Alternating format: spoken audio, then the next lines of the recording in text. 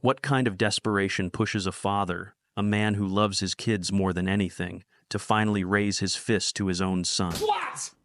What kind of rage makes a gentle, caring wife scream curses at her husband's boss down the phone? Fuck you, fuck your fucking device, and you... Today, we're diving into a film that's less of a movie and more of a mirror. A painfully honest look at the modern world that might just show you a reflection of your own life.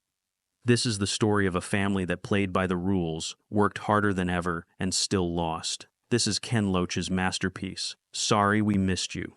Meet Ricky. After the 2008 financial crisis swept away his stable construction job and his dream of buying a house, he's been bouncing between unstable gigs for a decade.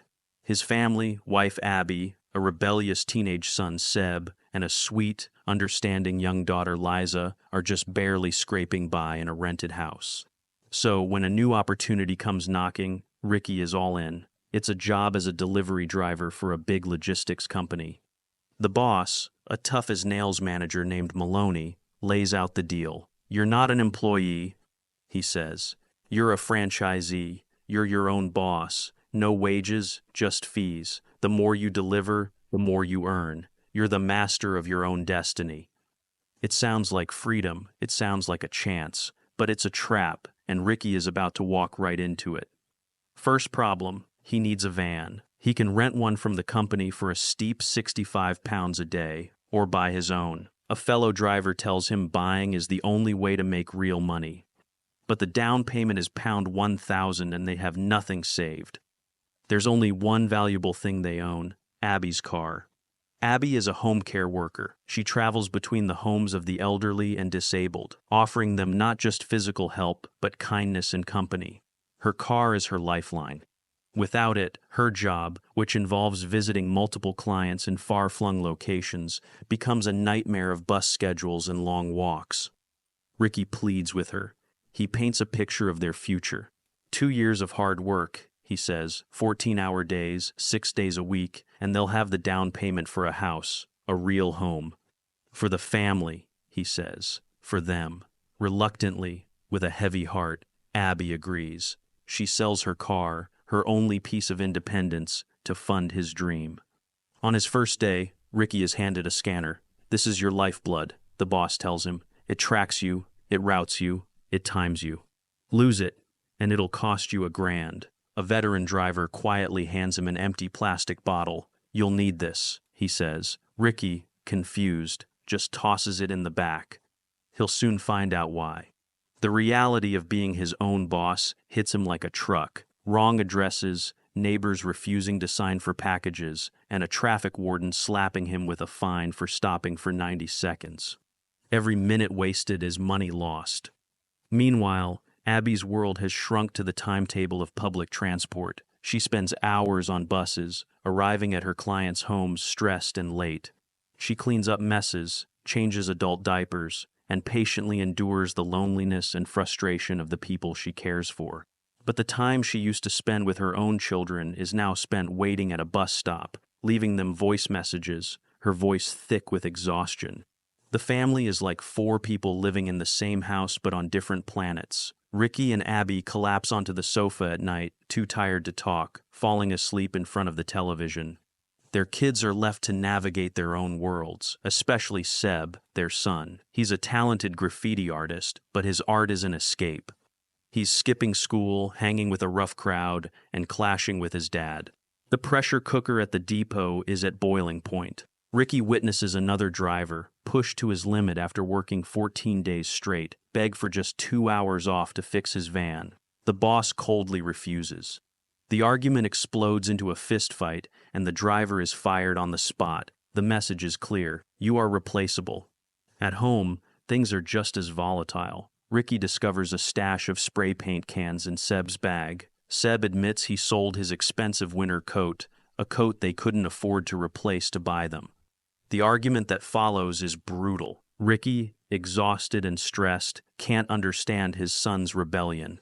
Seb, feeling ignored and seeing no future for himself, lashes out. Look at you, he scoffs. You work 14 hours a day and you have nothing. What's the point? Abby tries to be the peacemaker, but she's at her breaking point too. In one of the film's most powerful scenes, she breaks down at a bus stop, screaming into her phone at her own uncaring supervisor. She's been asked to do yet another extra, unpaid visit. Her raw, desperate cry of being unappreciated and unheard is absolutely gut-wrenching. The only bright spot is their daughter, Liza. She sometimes joins Ricky on his route, a tiny, efficient partner who charms customers and earns extra tips. During a rare break, they share a meal, and Ricky, for a moment, feels like a father again. He decides to order a big Indian takeaway, hoping to bring the family together and make peace with Seb. And for a short while, it works. The family sits together, laughing as Ricky tries to handle a spicy curry. It's a fleeting moment of warmth in a cold world. But it's shattered by a phone call for Abby. An elderly client has had a fall and needs her. With the buses no longer running, Seb makes a surprising suggestion. We can all go, in Dad's van. For a few precious hours, the van stops being a prison and becomes a family car. They sing songs, and for a moment, they're whole again. In the quiet of the night, Ricky smells the ointment Abby uses to block out the bad smells at her job, and in that moment, he truly understands the silent sacrifices she makes every single day. The guilt is written all over his face. But the system is designed to break you. School calls. Seb got into a fight, and both parents must attend a meeting. For Ricky, taking time off isn't an option. It means fines. It means falling behind. He misses the meeting. The consequence? Seb is suspended for 2 weeks. That night, the dam finally breaks. All the stress, the exhaustion, the resentment, it all comes pouring out. Ricky blames Abby for not handling the school better. Abby unleashes her fury about selling her car, about being stranded, about being invisible. It's their first real, ugly fight, and Seb watches, his face a mask of indifference. The next day, things get worse. A call from the police. Seb's been caught shoplifting. Ricky has to leave his route, incurring another massive fine to pick him up. The police officer gives Seb a lecture, but it's Ricky who feels the shame. You have a father who drops everything to be here for you. The officer says, you have a family that loves you. Don't throw that away. Back home, Ricky's anger and fear boil over. He confronts Seb, who remains defiant, glued to his phone. Ricky snatches the phone, and Seb lunges at him. Abby throws herself between them. The family is physically tearing itself apart. That night, Ricky discovers his van keys are missing. He knows Seb took them. Desperate, he's forced to ride his daughter's tiny childhood bike across town, a ridiculous and heartbreaking sight, searching for his son, begging for the keys to his own cage. He can't find them. He misses another day of work. The boss's final warning rings in his ears. One more time, and you're gone. When Seb finally returns, feigning ignorance, something inside Ricky snaps. The punch he throws is born of pure, powerless rage. The moment it lands, regret floods his face. Abby screams at him to get out. But the final twist is the most painful. It wasn't Seb who took the keys. It was their little girl, Liza. Through tears, she confesses she hid them. I just wanted things to go back to how they were, she whispers. I thought if you stopped working, things would be okay. In that moment, they all realize the true cost of their struggle. It's not just money, it's their family, it's their children's innocence. Just when you think it can't get any worse, it does. Ricky is back on the road, emotionally and physically drained. He finally uses that plastic bottle the driver gave him. As he's relieving himself behind the van door, a group of thugs attack him. They beat him viciously, steal his cargo, steal the precious scanner, and in a final act of humiliation, they pour the bottle of his own urine over his head. In the hospital, bruised and bleeding, he gets a call from his boss. There's no sympathy, no "are you okay?" Just a cold calculation of the costs. The stolen goods will mostly be covered by insurance, but the broken scanner and 2 missing passports inside a package, that's pound 1,500, and it's coming out of Ricky's pocket. That's when Abby explodes. She grabs the phone. How's that self-employed? How do you get away with this? How does your company get away with this? Treating people like this? This is people's lives. This is my family, and I'm telling you now, don't fuck with my family, and fuck you, fuck your fucking device, and your fucking phone, put it up your fuck... She slams the phone down and collapses into sobs.